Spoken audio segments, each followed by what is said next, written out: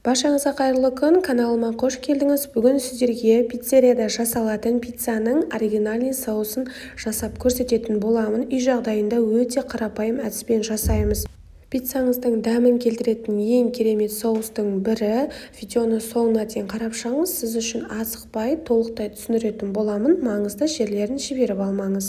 Ең алдымен бізге осындай қызанақтар қажет болады. 2 данасын алдым және де жуып тазалап алғаннан кейін үстіне қайнап тұрған ыстық суымызды құямыз. Міндетті түрде суымыз өте ыстық қайнап тұру қажет. Суды құймастан бұрын менде ұмытып кеткенмін, осылай қызанақтарымыздың түбін видеода көрсетілгендей етіп кесуіміз қажет. Яғни бізге бұл қызанақтардың ешқандай да қабығы қажет емес. Сол үшін қабығынан алу үшін үстіне ыстық суды құйып, осылай 10 минутқа салдыратын боламыз. Шамамен 10 минут өткеннен кейін осы қызанақтарымыздың суын төгіп тастаймыз да, қабығын видеода көріп тұрғандарыңыздай оңай әрі тез алып тастайтын боламыз. Пиццамыздың соусын дайындау үшін бізге осындай қабықтары қажет емес, тез оңай алыну үшін ыстық суды осылай құйып қойсаңыздар жеткілікті. Және де ендігі кезекте вилкамыздың көмегімен жақсылап езіп алатын боламыз. Егер сіздің қызанақтарыңыз қатты болатын болса, вилкамен көп езіле бермейді. Сол үшін де осындай блендерді қолданамын. Блендермен өте оңай әрі тез езілетін болады. Қандай нәрсемен езсеңіз де ең бастысы ешқандай іртік қалмайтын жақсы біркелкі езілуі қажет. Бұл жерде мен 2 немесе 3 пиццаға келетіндей соус дайындап жатырмын. Егер де одан да көп болса, құрамын көбейте бересіздер. Мінекей блендермен жақсылап езіп алдым, біркелкі масса болғанша. Осылай вилкаңызбен араластырғанда ешқандай да іртік қалмауы қажет. Іртік болған жағдайда алып тастаңыздар. Екінші кезекте сарымсақтарымызды теркамыздың осындай майда көзінен өткізіп алатын боламыз. Бұл жерде менде 3 пицца болғандықтан 3 сарымсақ қолданамын. Егер сізде 4 болса, тағы да 1 данасын қосасыз. 3-еуінде де дәл осылай терканы үлкен көзінен өткізіп, алдын ала осылай дайындап қоямыз.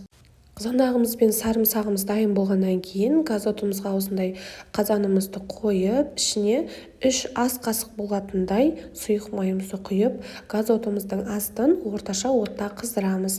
Майымыз қызғаннан кейін жаңағы теркадан өткізілген сарымсағымызды салып, осылай қасығымыздың көмегімен міндетті түрде баяу отта пісіріңіздер, өйткені сарымсақтарымыз өте тез пісіп кетеді. Күйіп кетпес үшін орташа отта қойыңыз. Және де қызарып бастағанда барлық дүкендерден, супермаркеттерден табылатын осындай орегано деп аталатын зеленді қосатын боламыз. 1 шай қасықты қатты толтырмай, осылай сарымсақтың үстіне салып, тағы да араластырып отырып қуыратын боламыз. Зеленімізді салғаннан кейін шамамен 1-2 минут қана қуырыңыз. Баяу отта қатты қуырып жіберсеңіз, орегононың онша емес иісі шығып қалатын болады. 1-2 минуттан кейін үстіне осылай қызанағымыздың барлығын құйып, жақсылап араластыратын боламыз. Барлығы толықтай араласуы қажет. Өте дәмді, өте керемет соустардың бірі. Барлық пицца қызанағымыз кішкене 1-2 минуттай қайнағаннан кейін осындай қызыл паприкамызды қосатын боламыз. Сіздер кәдімгі базардағы өлшемелі паприканы қолдансаңыздар өте керемет болады. Бірақ та мен осындай дүкеннің пакеттегі түрін қолданатын боламын. 1 шай қасықты қатты толтырмай саламыз. Және де шай қасықтың ұшымен ғана кішкене ғана тұз саламыз. Қатты көп тұз салмауға тырысыңыздар, өйткені ащы болып кетуі мүмкін. Толықтай жақсылап араластырып аламыз.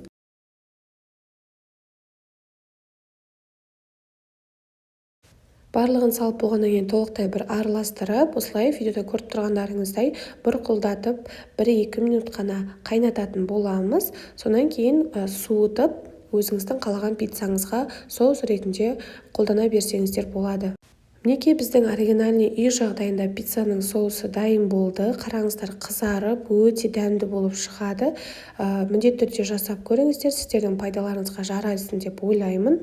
Кез келген пиццаңызға қолдана берсеңіз болады, және сізде артығымен қалған болса, холодильникке 7 күнге дейін сақтай аласыздар. Мінекей менде қазір пепперони пиццасын жасап жатырмын. Шамамен 4-5 дана қасықты осылай құйып, щетканың немесе қасықтың көмегімен әдемілеп біркелкі етіп жағып шықсаңыздар болғаны.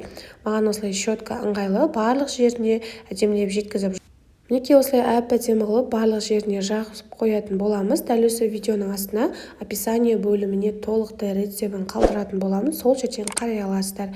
Және де менің видеом ұнап жатса, каналыма тіркеліп подписаться бөлімін басып қойыңыз. Сіздермен бірге болған Гүлзая ас болсын.